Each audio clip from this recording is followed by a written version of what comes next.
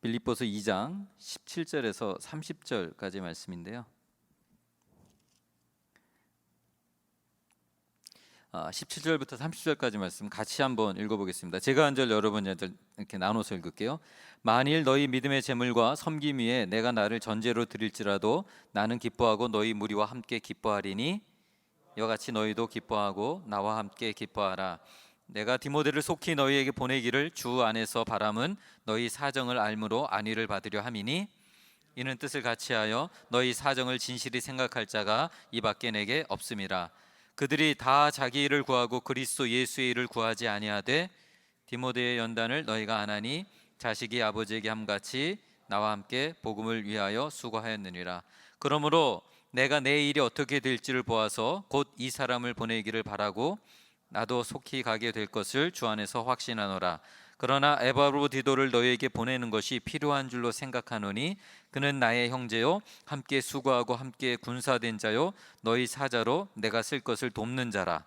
그가 너희 무리를 간절히 사모하고 자기가 병든 것을 너희가 들은 줄을 알고 심히 근심한지라. 그가 병들어 죽게 되었으나 하나님이 그를 긍휼히 여기셨고 그뿐 아니라 또 나를 긍휼히 여기사 내 근심 위에 근심을 면하게 하셨느니라. 그러므로 내가 급히 를 보낸 것은 너희로 그를 다시 보고 기뻐하게 하며 내 근심도 덜려 함이니라. 이러므로 너희가 주 안에서 모든 기쁨으로 그를 영접하고 또 나와 같은 자를 존귀히 여기라. 그가 그리스도의 일을 위하여 죽기에 이르러도 자기 목숨을 돌보지 아니한 것은 나를 섬기는 너희의 일에 부족함을 채우려 함이라. 아멘. 청년부 수련회에 또 여러분들이 함께 해주셔서 너무 감사를 드리고 또 그 수련회를 통해서 여러분의 삶 속에 또 많은 도전들이 있었을 줄 압니다. 참 많이 수고하는 것 같아요. 그 전부터 와서 계속 준비하고 모임했던 분들도 있었던 것 같아요. 제가 늦게 있다 보니까 이렇게 교회에 와서 또 모임하고 그러냐고 이번 주 뭐 계속 모임도 많이 하고 또 가서 이렇게 섬기고 한 수고하는 분들에게 진심으로 감사를 드립니다. 히스 청년부가 그 그리스도 안에서 더욱 굳건하게 세워지고 하나님의 나라를 위한 거룩한 발걸음들이 청년부들 통해서 한 걸음 한 걸음 더 나아가기를 원합니다. 기대하는 바가 많습니다. 이제 새로운 목사님 오시고 또 그분과 함께 또 하나님의 아름다운 것들을 만들어가는 그런 청년부가 됐으면 좋겠습니다. 오늘은 좀 이 투자라는 것과 허비라는 거에 대한 이야기를 좀 해볼게요. 허비라는 말을 저희가 잘 안 쓰죠. 그렇죠? 주로 낭비라는 말을 쓰는데 오늘은 제가 잘 안 쓰는 말인 허비라는 좀 말을 써봤습니다. 투자는 어떤 거예요? 혹시 여기 그 투자하시는 분 계세요? 스톡이나 이런 거에? 투자는 어떤 거예요? 내가 어떤 목적, 이익을 얻기 위해서 시간과 노력과 돈을 들여서 무언가를 하는 거잖아요. 그렇죠? 투자를 한다는 사람치고 이익이 전혀 안 될 게 뻔한데 거기에 하는 사람은 없습니다. 왜냐하면 이익을 얻기 위한 거예요. 내가 뭔가 원하는 것들을 얻기 위한 게 목적이기 때문에 그러지 않은 거에 투자하지 않아요. 그리고 이 형제들도 가끔 그러잖아요. 내가 이 자매를 찔러봤는데 도저히 안 넘을 것 같다. 거기에는 더 이상 음식 사주거나 투자하지 않습니다. 뭔가 이득일 것 같은 대상에 대해서 투자를 하기 시작하죠. 투자는 그런 거잖아요. 내가 원하는 것을 얻기 위한 거. 그럼 허비는 뭐예요? 또 낭비, 허비는 뭐예요? 내가 그만한 시간과 노력과 돈을 투자했는데 그거에 대한 것들을 얻지 못할 때 이거 허비했네, 이거 낭비했네 라고 하는 거죠. 오늘날의 우리의 삶 속에서 우리는 이렇게 많은 계획들을 세워요. 이익을 얻기 위해서 투자해야 되기 때문에 연구하고 분석하고, 특별히 뭐 스탁이나 이런 거 하는 사람들은 막 그 내가 해야 되는 컴퍼니에 대해서 전후 앞으로 이게 전망이 좋은지 이런 것들을 막 해요. 비즈니스를 시작하는 사람도 어쩌면 투자잖아요. 내가 이 비즈니스를 시작하는데 이 아이템이 정말로 잘 될지, 아니면은 벌써 한물 지나간 거여서 하다가 그냥 흐지부지 없어져서 다 망하게 될지 나름대로 연구하고 분석하고 또 조언도 구하고 그렇게 해서 하잖아요. 어쩌면 우리 인생 속에 끊임없이 투자를 하고 싶어 하지 허비를 하고 싶어 하지는 않는다는 거죠. 그런데 어떨 때는 우리의 삶 속에 이 투자와 허비가 약간 모호해질 때가 있어요. 예를 들면 이런 거예요. 생명보험 같은 거. 생명보험은 사람들이 내 앞날을 이 원해서 들잖아요. 그러면은 그 생명보험의 혜택을 받으려면 뭘 해야 돼요? 그쵸, 죽어야 돼요. 그 생명보험은 내가 죽어야 다른 사람이 혜택을 받는 거예요.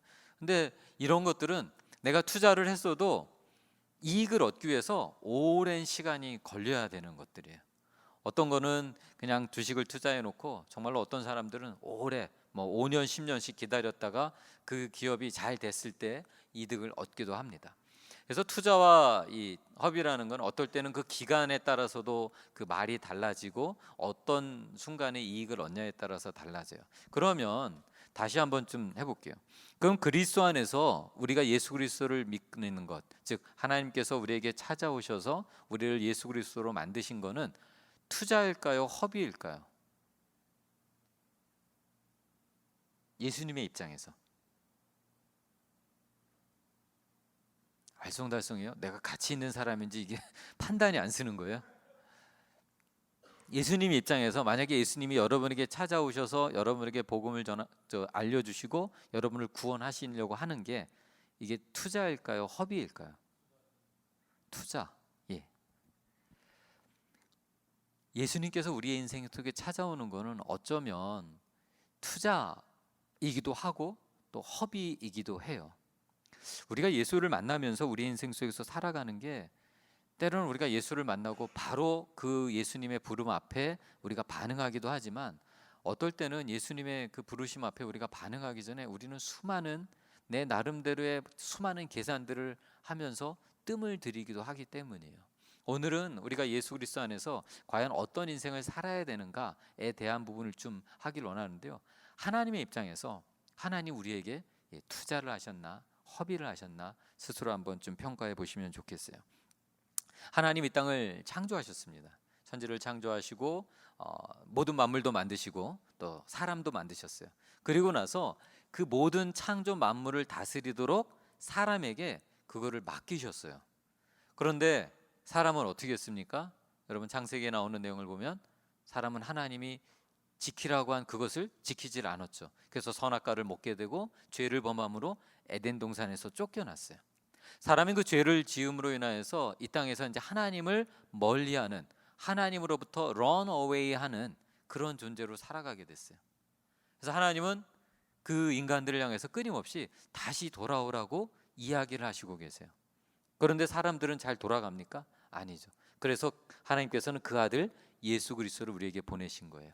우리의 죄의 문제를 제가 전원 시간에 어제 저녁에 여러분과 나눴던 것처럼 죄의 문제를 해결해서 예수를 보내시고 예수를 통해서 구원을 얻을 수 있도록 길을 내 주셨어요.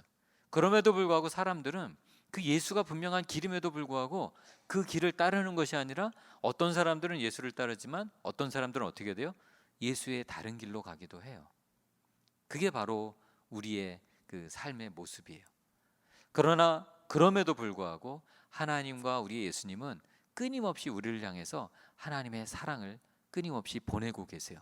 우리는 끊임없이 거부하고 때로는 아닙니다. 하나님 여기는 아니에요 라고 말하고 있는데도 하나님 끊임없이 우리에게 내가 너를 사랑한다. 나는 너가 나에게 돌아왔으면 좋겠고 나와 함께 살았으면 좋겠다 라고 끊임없이 우리에게 이야기를 하고 있습니다. 여러분은 여러분의 삶 속에서 주와 동행하는 삶을 어떻게 살고 계세요? 과연 여러분의 인생 속에 예수와 더불어 살아가는 그 인생을 어떻게 살고 계세요?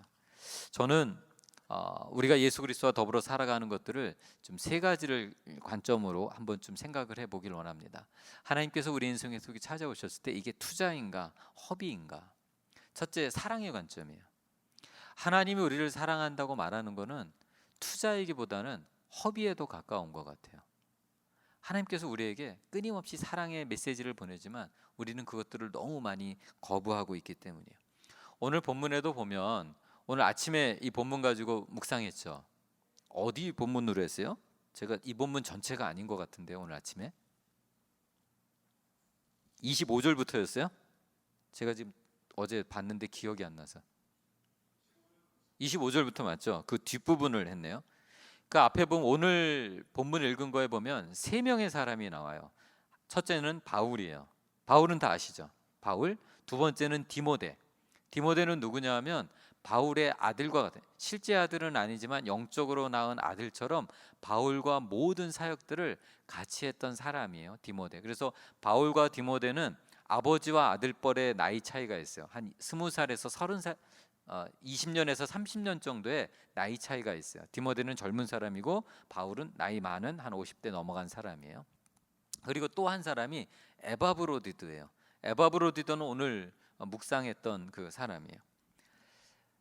바울이 오늘 본문의 내용을 좀 이해하기 위해서는 오늘 빌립보서가 어떤 내용인지를 조금 이해를 해야 돼요.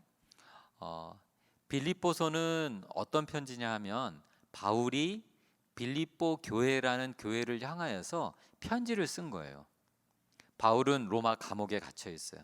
갇혀 있고 빌립보 교회를 향하여서 그 편지를 쓴 거예요. 근데 편지의 내용이 어떤 내용이냐면 오늘 저희가 읽은 내용은 바울이 빌립보 교회를 사랑한다는 감정들을 막 드러내고 있는 그 내용이에요.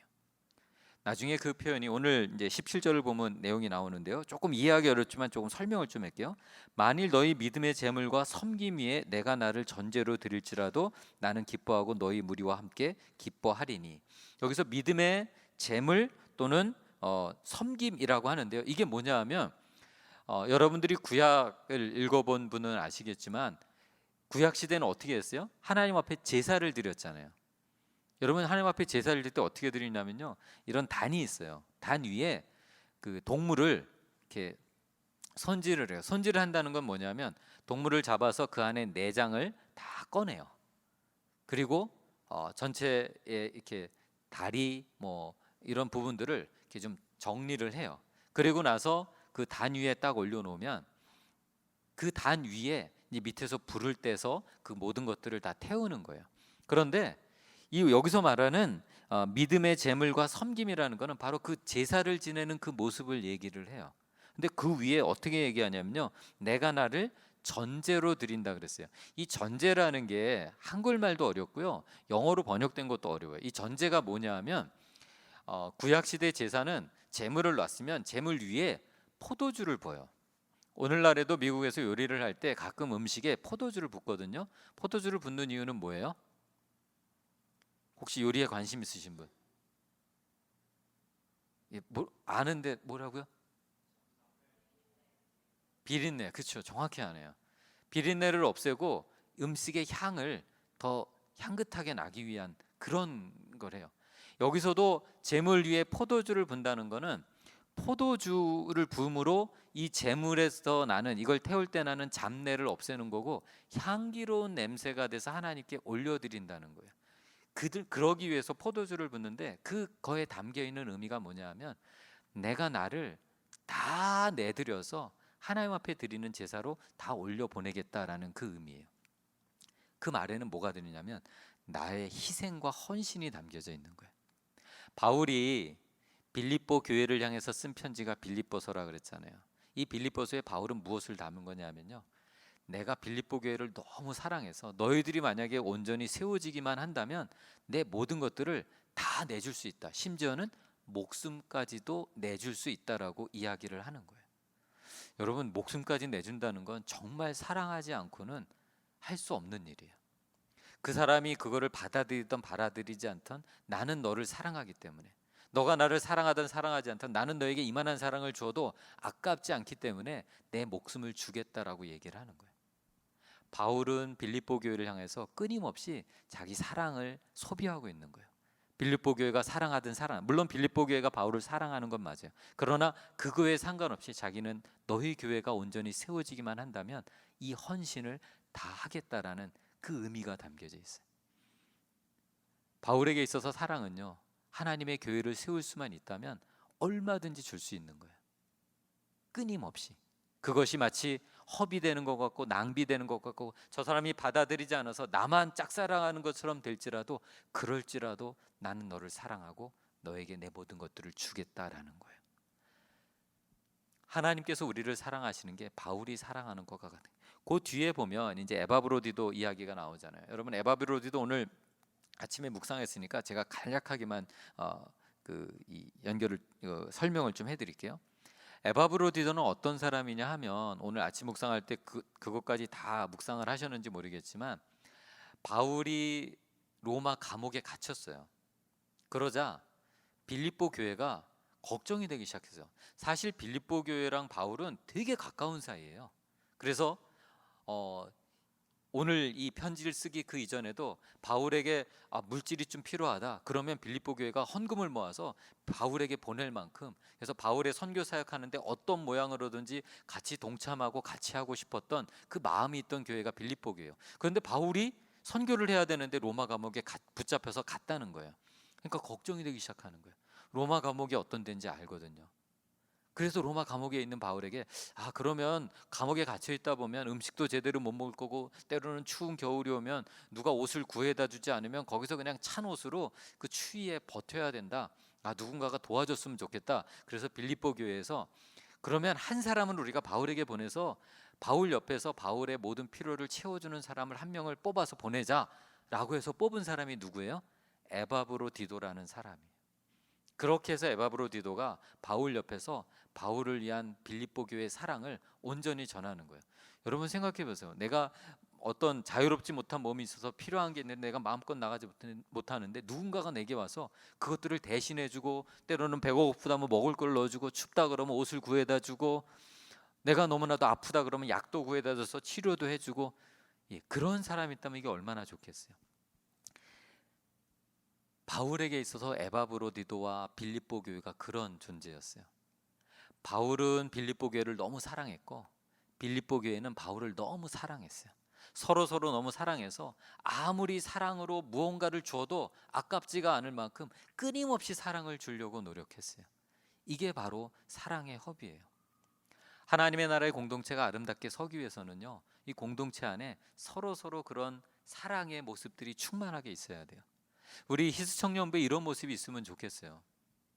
청년들끼리 우리가 공동체 인랜드 교회 희스 청년부라는 이 이름으로 모였기 때문에 서로가 서로를 생각할 때 정말로 사랑들이 넘쳐나고, 그래서 그를 위해서 내가 무엇을 하든지 누가 뭐가 필요하다 그러면 그 일을 함께 하는 것들이 내가 괜히 이거를 하려고 그랬나, 이런 게 아니라 정말 기꺼이 도와주려고 하고 함께 하려고 하는 그 마음이 우리 가운데 필요한 거예요. 바로 사랑은 그런 거예요. 대가를 바라고 우리가 무언가를 얻기 위해서 하는 게 아니라 하나님이 나를 사랑하셔서 내게 허락해 주신 공동체 형제자매를 사랑함으로 그 사랑으로 그들을 위해서 끊임없이 퍼주는 거예요. 투자가 아니에요. 투자는 내가 이만큼 해줬으면 어떻게 돼요? 나중에 뭔가를 받아야 되잖아요. 그런데 그리스도 안에서의 사랑은 허비예요.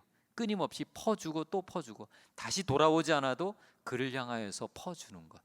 이게 바로 진정한 그리스도인의 사랑의 모습이에요.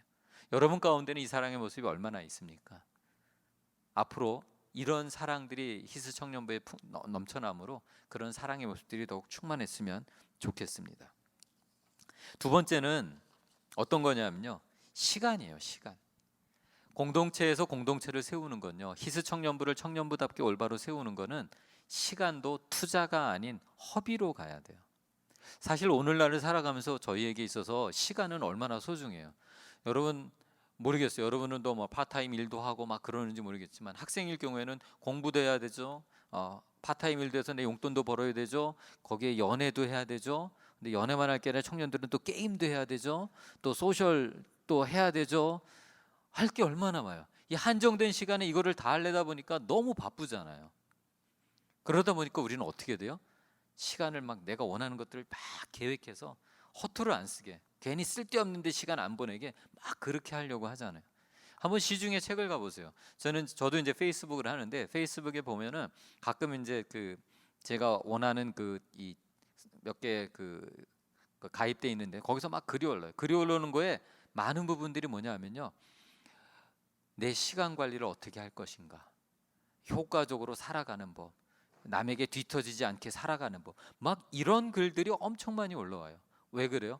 시간은 한정돼 있고 우리가 그 한정된 시간 속으로 많은 것들을 하면서 살려다 보니까 잘 해서 하지 않으면 뒤처지는 거예요.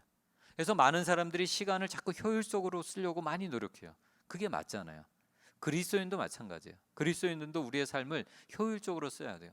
여러분들에게 있어서 어쩌면 이 청년부에 나와서 이 예배를 드리는 이 시간이 여러분의 그 일주일의 계획표 속에 어떨 때는 내가 여기를 갈까 말까, 오늘은 좀 안 가고 그냥 내 다른 거 해야 되는데, 막 그런 갈등의 시간으로 올 수도 있어요. 어쨌든 그리스도인들도 한정된 시간이기 때문에 이 시간에 예배도 드려야 되죠. 우리 소그룹 모임도 해야 되죠. 아까 보니까 뭐 탁구 모임도 월요일 날 있네요. 또 화요일 날 기도 모임도 있네요. 막 그러면 이제 우리는 막 이제 따지기 시작하죠.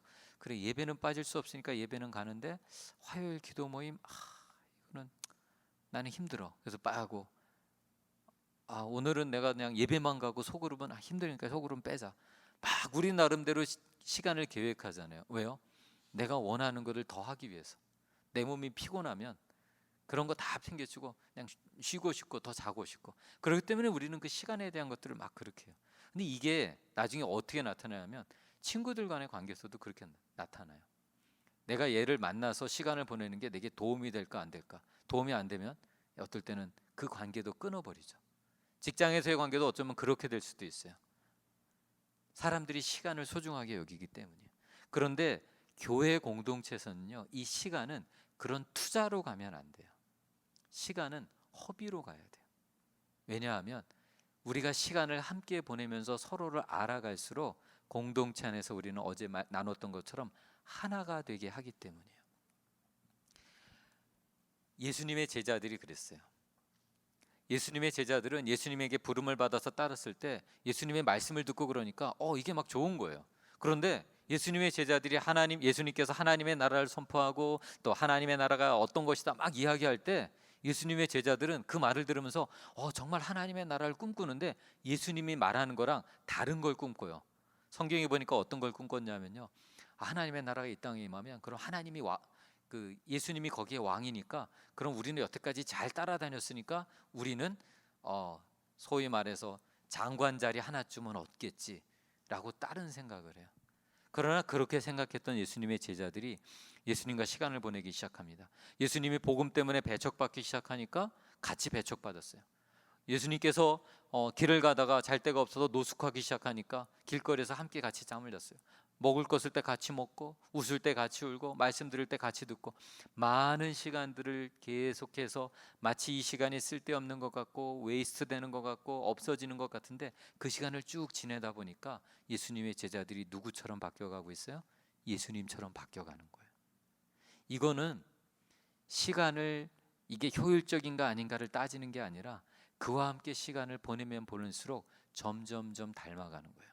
오늘 본문에도 보면 바울과 디모데와 또 에바브로디도가 나오는데 바울과 디모데가 그런 관계였어요. 아까 말씀드렸듯이 디모데는 젊은 청년이었고 바울은 더 나이 많은 중년이었어요. 그런데 디모데는 바울을 하면서 바울의 사역을 같이 동참하게 됩니다. 어렸을 때부터, 젊은 때부터 바울과 동참하면서 바울이 채찍에 맞아 고통당할 때 그곳에서 디모데는 물러난 게 아니라 같이 그 현장에서 같이 채찍을 맞았어요. 사람들이 돌을 맞아서 바울이 죽어가고 있을 때 그들을 헤집고 들어가서 바울을 구해내서 그 돌 맞아서 아픈 데를 다 치료해주고 있었어요. 바울이 강을 건너다가 강물에 빠져서 죽을 뻔한 위험이 있을 때 그 현장에도 디모데는 있었어요. 끊임없이 바울이 선교행을 하면서 돌아다니는 몇 년씩 걸리는 선교행들을 다 하고 있을 때 디모데는 멀리서 힘드니까 관두고 이거는 너무 웨이스트 되는 것 같다라고 던져버린 것이 아니라 바울이 가는 그곳에 디모데는 항상 같이 다녔어요. 이 시간이 투자가 아니라 허비하는 것처럼 느껴지더라도 같이 다녔어요.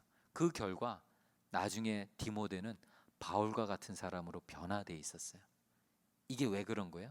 시간을 함께 했기 때문이에요. 공동체가 시간을 함께 한다는 것은 단순히 내가 원하고 이익을 얻고자 하는 내 원하는 것들을 얻고자 하는 게 아니라 함께 같이 살아가는 공동체로서 한 마음을 품기 위해서 필요한 거예요. 그 부부는 닮아간다 그러잖아요. 지금 저희 와이프가 뒤에 있는데 많은 분들이 저희 와이프랑 저를 보면서 많이 닮았다고 그래요.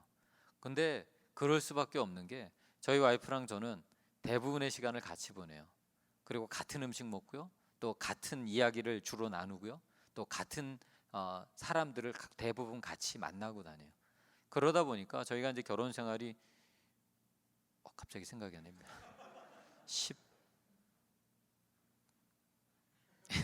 한 17년 된 것 같아요.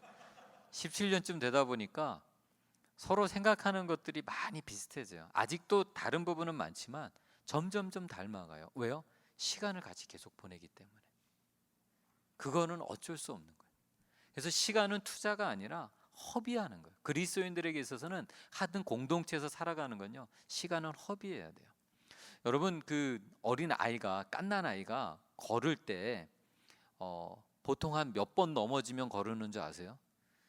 이게 아이를 연구하는 사람들은 별거를 다 계산을 해요. 자기들이 이제 실험 수치로 계산을 했더니요, 기는 아이가 걸을 수 있으려면 2,000번 이상 넘어져야 걸을 수 있대요. 그런데 어린아이가 이제 기기 시작한 아이가 걸으려고 할 때 첫 번째 걸으려고 하다 기우뚱해서 딱 넘어졌어요. 두 번째 걸으려고 하다 딱 넘어졌어요.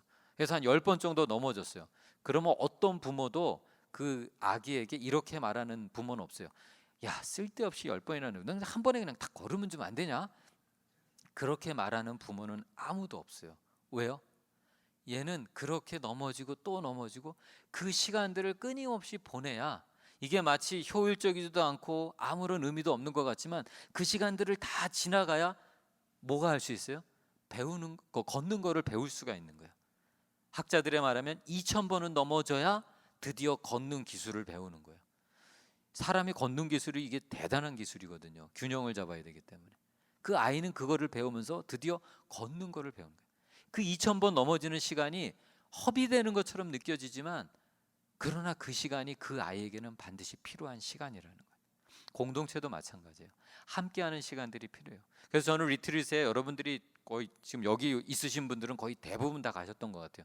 그런데 함께 참여하는 게 너무 좋은 게, 함께 거기서 웃고 함께 기도하고 함께 찬양하고 함께 먹고 함께 즐기고, 뭐 짚라인도 탔다 그러는 것 같더라고요. 뭐 이것저것 게임도 하고 같이 뭐 밤새도록 또 뭐 게임하면서 007빵을 하든지, 뭐 저는 예전 사람이라서 그런 것밖에 모르겠어요. 막 그걸로 밤을 새든지. 저도 청년회 때 그랬거든요. 수련회 날 마지막 밤에 밤 새는 거예요. 자라 그래도 끝까지 안 자고 막 새벽 4시까지 5시까지 그냥 눈을 뻘겋게 되면서 버티면서 놀았어요. 근데 그렇게 놀았던 게 결국 그들 가운데 그리스도 안에서 하나 된 것들을 더욱 견고히 하는 거예요. 그리스도인이라고 맨날 홀리해서 맨날 모여서 할 때마다 찬양만 하고 모여서 할 때마다 기도만 하고, 그건 아니잖아요. 우리도 재미있게 게임도 하고 즐기기도 하고 어디 멀리도 여행도 가서 좋은 것들도 보고 맛있는 것도 먹고, 그런 시간들을 보내는 게 공동체가 하나 되게 하는 가장 좋은 방법이라는 거예요. 첫 번째, 사랑은 투자가 아니라 뭐라고요? 허비라고요. 끊임없이 받아주던 받은 공동체는 그 사랑을 베풀어야 됩니다. 두 번째, 공동체는 또 어떻게 된다고요? 끊임없이 시간을 같이 보내야 돼요. 그게 우리가 히스 공동체로 하나가 되게 하는 가장 좋은 방법인 것입니다. 세 번째는요, 감정이에요. 감정. 이 감정이란 게 참 이렇게 받아들이기 쉽지 않은데요. 감정도 함께 공유를 할 수 있어야 돼요. 때로는 우리는 그 감정을 나누는 거에 대해서 참 힘들어 하잖아요. 그런데 때로는 이 감정들이 서로 나누어질 때 공동체로서 하나 되는 귀한 모습을 만들어 갈 수가 있어요. 바울과 또 디모데 또는 바울과 에바브라가 그런 일을 했어요. 생각해 보세요. 바울은 로마 감옥에 갇혀 있는데, 바울이 로마 감옥에 갇혔을 때의 바울의 나이는요, 그 당시 평균 수명에 다 가까워 왔어요. 그 말은 뭐예요? 바울이 이번에 로마 감옥에 들어갔다가 나올 수 있을지 없을지도 모르지만 거기서 죽을 수도 있다는 거예요. 자기가 하나님 앞에 부르신 사명을 열심히 감당했는데 그 결과가 로마 감옥에서 죽을 수도 있다는 거예요. 그쯤 되면 바울에게 있었던, 물론 바울은 믿음이 좋은 사람이고 또 믿음으로 하나님 앞에 예수 그리스도를 믿는 그 강건한 믿음이 있었지만, 사람이 죽음 앞에 섰을 때는 두려움이라는 게 찾아오는 거예요. 이거는 믿음이 강하고가 아니라 인간의 본성이에요. 죽음을 맞닥뜨렸을 때 드는 두려움, 그 두려움을 믿음으로 이겨내는 것이 그리스도인이지, 이 두려움조차 안 갖는 게 그리스도인은 아니에요. 근데 바울이 그런 두려움이 왔을 때 이것들을 해소해야 되잖아요. 그때 그 옆에서 그가 느끼는 두려움들을 다 들어주고 격려하고 위로했던 사람이 누구예요? 디모데예요. 아마 바울은 디모데에게 이런 이야기를 했을지도 모르겠어요. 디모데, 기억하니? 너 어렸을 때 내가 너를 처음 봤을 때 내가 너에게 복음을 전했더니 네가 그 복음을 받아들였고 나와 함께 선교 사역하겠자 그랬더니 젊은 나이에 너가 나와 함께해서 나는 너무 행복했단다. 너 기억하냐? 우리가 어느 도시에 갔을 때 거기서 내가 채찍에 맞을 때 너도 그 옆에서 같이 채찍 맞았지. 우리 정말 아프고 고통스러웠지만 그 과정을 지나가서 거기에 교회가 세워졌지. 그거 기억하냐? 아까도 말했듯이 야 강을 건너다가 갑자기 강물이 불어나는 바람에 우리가 물에 빠져 죽으려고 했을 때 겨우겨우 간신 그 나뭇가지 하나 잡아가지고 우리가 살아났었지. 야, 하나님께서 우리를 이렇게 살려주셨다. 이 얼마나 감사하냐. 바울은 아마 감옥에 있으면서 자기의 예전 일들을 이렇게 회상했을지도 몰라요. 디모데와 함께 있었던 일 회상할지도 몰라요. 그리고 디모데에게 이런 당부됐을지도 몰라요. 디모데, 나는 이제 이 감옥에서 못 나갈지도 몰라. 여기서 나는 순교할지도 몰라. 그러면 내가 여기서 순교하면 너는 내가 못다 이룬 일을 내 뒤를 이어서 해주길 바래. 그러면 디모데가 그걸 듣다가 아니에요 선생님, 나갈 수 있어요. 뭐 이런 격려를 줬을 수도 있고요. 그 안에서 바울과 디모데는 그런 말들을 나누면서 본인이 느끼는 두려움, 아니 하나님께서 본인에게 주셨던 앞으로의 이 비전들, 이것들을 서로 나누, 이 감정들을 서로 나누면서 하나가 되어 갔어요. 이게 어쩌면 바울에게 필요했던 거예요. 이런 시간들은 내가 얘 마음을 들어줘야 돼 말아야 돼, 그게 아니라 함께 들어주는 거예요. 근데 사실 여러분 이렇게 남의 감정 들어주는 게 쉽지 않아요. 여러분 청년부 이렇게 동료들끼리 누군가가 이제 우리 자매들이 남자친구가 있었는데 실연을 당했어요. 그래서 그 아픈 마음으로 와서 다른 자매가 와서 같이 그 이야기를 들어주다 보면 마치 이 자매의 아픔이 내 아픔인 것처럼 막 가슴에 절절하게 느껴질 때 있어요. 그럴 때는 그 아픔을 동일하게 겪는 거예요. 상담가들이 그래요. 저랑 같이 사역했던 분 중에 목사님 한 분이 계신데 그분이 이렇게 상담을 가끔 해요. 상담을 하고 오면 그 다음에 꼭 그 다른 목사님들 방에 가서 이상한 짓을 해요. 뭐 어떤 짓이냐 하면 그분이랑 상담을 거의 보통 하게 되면 한 2시간 정도 하거든요. 2시간 정도 상담을 하면 그 다음에 와가지고 괜히 막 그 열심히 설교 준비하고 있는 방에 문 열고 들어가지고 설교 준비 잘 돼요? 허허허 그러면서 막 자기가 어제 했던 그 일들을 물어보지도 않았는데 그 방에 들어가지고 막 이야기해요. 거의 한 10분 15분을 막 이야기하고 열심히 준비하세요. 내가 많이 떠들었네. 그리고 또 쑥 나가요. 그러면 제 방에 와서 끝난 게 아니라 제 옆에 방에 있는 다른 목사님 방에 또 들어가요. 그리고 나서 또 뭐 자기 어제 있었던 이야기 또 막 해요. 그 목사님이 그렇게 하는 건 그분이 이상해서가 아니라 한 사람의 어려운 감정들을 한 2시간 정도 듣고 나면요, 들은 사람이 마음이 되게 힘들어져요. 그러니까 본인도 이거를 해결해야 그 다음에 자기의 다른 일을 하기 때문에 그거를 해결하는 방법이 뭐예요? 다른 사람에게 가서 그 이야기를 하는 게 아니라 자기 어제 있었던 재미난 일, 이상한 하여튼 하루 일과에 있었던 그 일들을 뭐 별 의미가 있든 없든 상관없이 막 이야기를 하는 거예요. 그 이야기를 하면서 자기가 들었던 어려운 감정들을 그 이야기를 하면서 다 쏟아내는 거예요. 그렇게 해서 회복하는. 그러니까 사람의 감정을 들어주는 것들이 그렇게 쉽지는 않아요. 근데 그 감정을 들어줄 때 서로가 서로 회복되어지는 일들이 일어나는 거예요. 바울이 만약에 이 감옥 속에서 디모데도 없고 에바브로디도도 없고 혼자 있으면서 이 두려움을 혼자 이겨내야 되고 이 지난날의 회상을 하면서 내 옆에 그렇게 열심히 내가 사역했는데 내 옆에 아무도 없다, 이 외로움을 혼자 이겨내야 된다면 바울에게 있어서는 너무 혹독한 거예요. 그런데 디모데는 바울을 찾아가서 그 감정들을 혼자 이기지 않고 옆에서 같이 들어주면서 그 감정을 이겨낼 수 있도록 옆에 있어줬어요. 에바브로디도도 마찬가지예요. 그 옆에서 그 일을 하는 거예요. 그래서 감정을 하는 건요, 내가 다른 사람의 감정을 들어주는 건 내가 이 감정 들어서 얘 약점 잡아가지고 나중에 이렇게 공격하려고 그러는 게 아니라 서로의 그 감정들을 해소해 나가면서 그리스도 안에서 세워져 가는 것들을 바라는 거예요. 그래서 우리 공동체가 하나가 되게 하는 건요, 그거예요. 사랑의 감정을 끊임없이 허비하는 거고요, 시간을 함께 보내면서 이것이 투자가 아닌 허비처럼 느껴지더라도 그 일을 하는 거고요, 서로의 감정들이 내가 뭔가를 얻기 위해서 이 사람의 마음의 힘듦들을 들어주는 게 아니라 공동체에서 하나가 되기 위해서 그 감정들을 같이 들어주고 격려해주고 위로해주는 거예요. 사실 이 세 가지는 제가 구분해서 얘기했지만 구분해서 일어나지 않아요. 내가 이 사람을 사랑하는 감정이 있으면요, 그 사람에게 사랑을 쏟아주기 위해서는 시간을 투자해, 시간을 허비해야 돼요. 1시간이고 2시간이고 그 옆에 있어줘야 되고, 그러면서 그 사람의 감정의 어려움들을 토로하기 시작할 때 그 옆에서 그거를 들어주는 거예요. 이게 바로 그리스도 안에서 공동체를 세우는 방법이에요. 오늘 빌립보 교회를 하면서 바울이 이 편지를 쓰면서 빌립보 교회가 이거를 잘 하고 있었기 때문에 바울은 빌립보 교회를 향해서 다시 한번 이거를 부탁하면서 그 감정을 쏟아내고 있는 것입니다. 저는 희스 청년이 그런 모습이 됐으면 좋겠어요. 하나님께서도 우리에게 사실은 이 세 가지 것들을 끊임없이 하셨잖아요. 하나님께서 우리에게도 그거를 부으셨어요. 사실 그리스도인으로 이 땅에서 살아간다는 것은 나 하나만의 이익과 내가 원하는 것들만을 얻기 위해서 살아가는 게 아니라 이 세 가지를 끊임없이 서로 주고받으면서 살아가는 거예요. 저에게도 이거와 비슷한 이 스토리가 하나 있어요.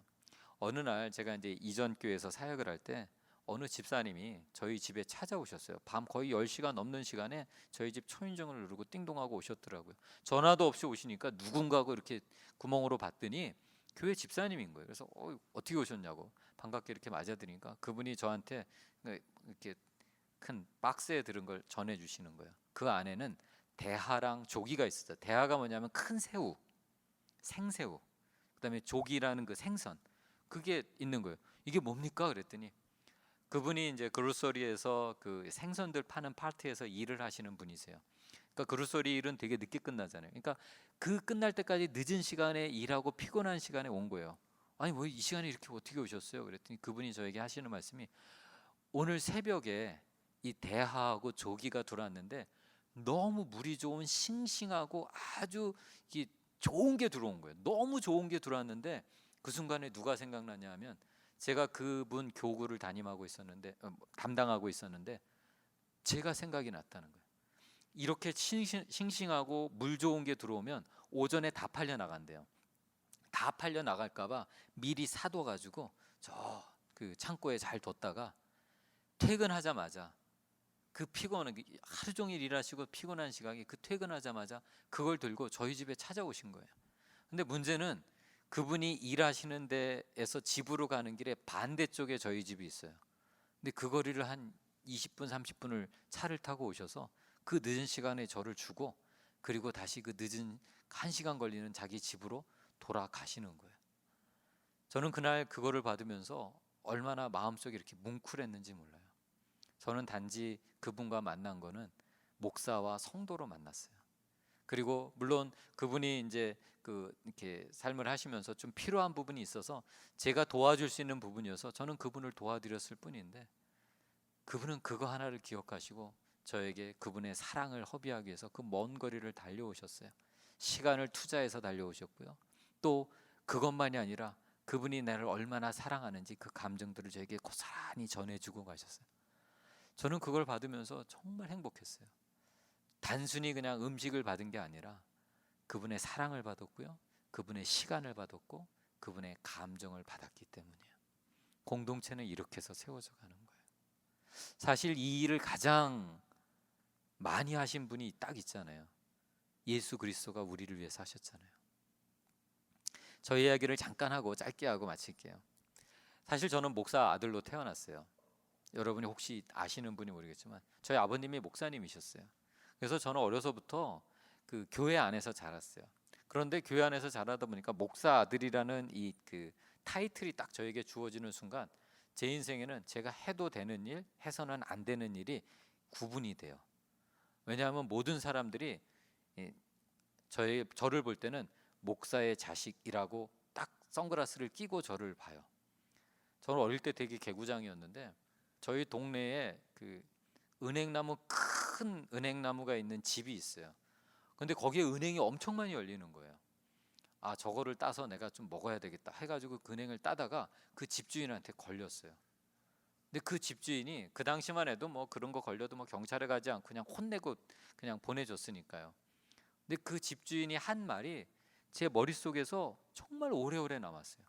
그분이 막 저를 혼내다가 마지막에 딱 한마디 한 게 뭐냐면 목사의 아들이 이놈의 자식이 딱 하는 거예요.